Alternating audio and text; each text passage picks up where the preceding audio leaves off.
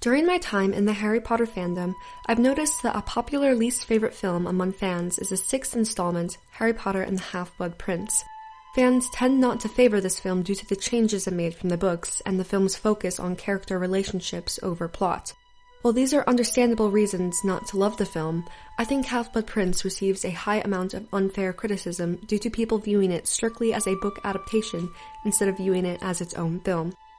In this video, I'm going to counter some popular points made against the adaptation, as well as provide objective reasoning as to why Harry Potter and the Half-Blood Prince is a good film.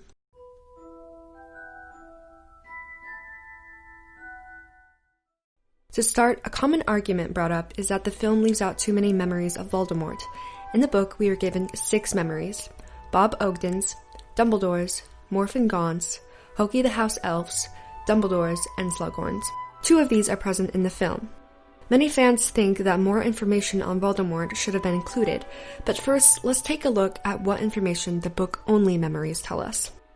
From Bob Ogden's memory, we learn that Voldemort's mother, Merope, fell in love with a Muggle man, Tom Riddle, and Voldemort was conceived by a love potion that Merope used on Riddle. From Morphin Gaunt's memory, we learn that Voldemort killed his father and grandparents, the last of the Riddle line, framed his pureblood supremacist Uncle Morphin as the murderer, and took his ring.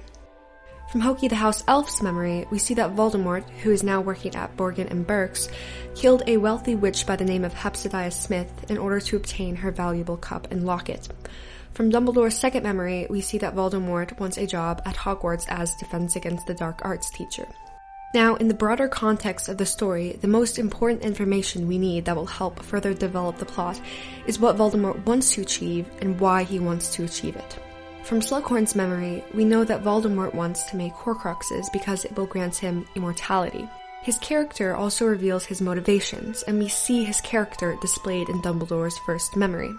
Tom likes having control over others. I can make bad things happen to people who are mean to me. I can make them hurt. He also likes stealing others' possessions, showing his disregard for the rights and feelings of his pupils. Understanding Tom's isolation at the orphanage and his sense of superiority gives us context for the horrible actions he commits. We learn all of this from the 2 memories in the films, and both combine to answer the question of what Voldemort wants and why he wants it. While the other memories do give us further insight into his character, the information is more so extraneous to the central storyline, and adding an extra 5 to 10 minutes to show these memories, I feel, would divert from the central narrative and disrupt the film's pacing. Another criticism of the film is its large devotion of screen time to romances. I, like pretty much everyone else, would not be sad if some of Lavender and Ron's scenes were cut, but I think it's important to remember that the screenwriter, Steve Kloves, for the most part only had this movie to build up the romantic relationships before they were secreted in the Deathly Hallows. He had to develop Hermione's jealousy of Lavender and Harry's feelings for Ginny thoroughly so that it didn't feel too all of a sudden in the Deathly Hallows. Although Harry and Ginny will always feel rushed. I mean, come on, what is this? Also, when given the decision to cut plot points or character development, I think that plot points are the necessary sacrifice in a series like Harry Potter. The characters drive the story, and J.K. Rowling said herself that... And you said something very specific. You said, look, all I ask is that you be true to the characters. Yeah. Also, it should be noted that the book devoted far more pages to romance and comedic character interactions than it did to Voldemort's past, and I think the film did the best it could with the material it was given. The last defense of the film I will make is on, you guessed it, the burrow scene. The burning of the burrow is infamous due to the fact that it wasn't in the books and doesn't advance the plot in any way, but I don't think it was there without good reason. The way I look at it, the burrow scene exists for 3 reasons. The first reason is to establish emotional context. Order of the Phoenix closed with Harry losing Sirius, arguably one of the most important figures in Harry's life, and apart from the flashbacks we see at the beginning of the film, we don't get to see how Harry is mourning Sirius or dealing with his loss. Harry's response to Bellatrix screaming shows us that Harry is still very angry about what happened to his godfather and would stop at nothing to avenge him. It's a subtle way to remind us of the connection between Sirius and Harry. The second reason is to further impose the threat of the Death Eaters. There are countless examples in the last 3 books of how the dark side is gaining power since the rise of Voldemort, and they help establish the threat Death Eaters pose to the Wizarding world and Muggle world alike. In the film, however, there is less time to establish this, so I think that this scene and the collapse of the Millennium Bridge, both movie-only scenes, build up how dangerous this group is before we see more of them in the Deathly Hallows. The final reason is to vary the pacing. This scene occurs an hour and 18 minutes into the film, and the only action sequences we get up until this point are the collapse of the bridge and Quidditch trials, so it makes sense that after nearly an hour and a half of slightly mundane character drama, less engaged viewers might get pulled back into the story with an action sequence such as this. If Half-Blood Prince was a perfect adaptation, some of these scenes would have been cut, and perhaps more integral scenes would have been added in. But if we consider the limited time the filmmakers had to work with and the narrative clarity it seeked to establish for readers and non-readers alike, I think Half-Blood Prince does very well with the source material it was given. In addition to delivering a clear and concise narrative, this film excels in its technical aspects, specifically its cinematography and pacing. The cinematography in this film is absolutely beautiful and is arguably the best in the series. Bruno Del Bonnell earned the series its first and last Academy Award nomination for Best Cinematography. He also received a nomination in the same category 4 years later for Inside Llewyn Davis, which has the same dreamy and muted look as Half-Blood Prince. Apart from giving us some breathtaking shots, the cinematography and camera work play a large role in contributing to the tone of the story. Symmetry is utilized a lot in this film, not only for its visual appeal, but to hone in on a character in his or her moments of isolation. I noticed that Draco has the most symmetrical shots, which may have been used intentionally by the filmmakers to hint at the internal struggle he's facing. Take, for example, this shot of Draco in front of the Room of Requirement.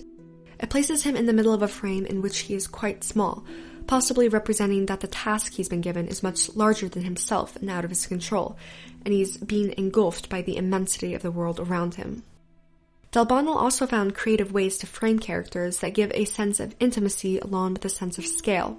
This shows the insurmountable tasks characters are given, or their helplessness in certain situations. Del Bonnell noted that Half-Blood Prince was less about the big fights than the relationships between the characters. And I think that many moments in this film hold more weight because of the way that the camera focuses on the humanity that's present even in dark times. Maz Khan from DIY Photography wrote that every scene you see of Hogwarts in The Half-Blood Prince is a fading memory. Where the first 2 films were filmed without any depth because there was barely any worry, the last few films are now capturing the beauty of the magic in Harry's world as it slowly fades away. Bruno shoots Hogwarts like it's a candle. Its flame is burning out, and the kids are taking one last moment to look back at it. I think the perfect representation of this beauty fading away is the mix of warm and cool colors. The film perfectly balances a lighthearted tone with a sense of foreboding danger, and the film's color palette reflects this. Soft yellows and oranges have a strong presence, as do bluish grays and greens. Cooler tones are used during scenes that invoke a sense of danger or sadness, and warm tones fill locations that are familiar and safe to us. A soft golden glow lights scenes of the trio at Hogwarts, showing the warmth and grandeur of the castle before it is stripped of it. The lighting in these scenes is stunning, and the overall look of the film creates a relaxing visual experience. The colors, whether warm or cool, have a soft glow to them, and even details like the snow falling out of the window make this film what I feel to be the most relaxing in the series. The last thing I want to praise this film for is its transitions, which often go unnoticed, but contribute largely to the steady pacing of the film. Half-Blood Prince has a very smooth viewing experience. No scene or moment feels abrupt, and the camera doesn't linger too long on any shot. Take, for example, this scene of Snape and Draco talking in the hallway. The camera slowly pans from Snape and Draco to Harry on the other side of the wall, listening in on their conversation. Without cutting to Harry's reaction or adding any dialogue, we know that Harry has heard what we've heard, and we see his response, which seamlessly sets up the next scene on the train where Harry tells Ron of his deductions. It's simple but an effective way to save time and keep the story rolling without adding unnecessary cuts or dialogue to interrupt its flow.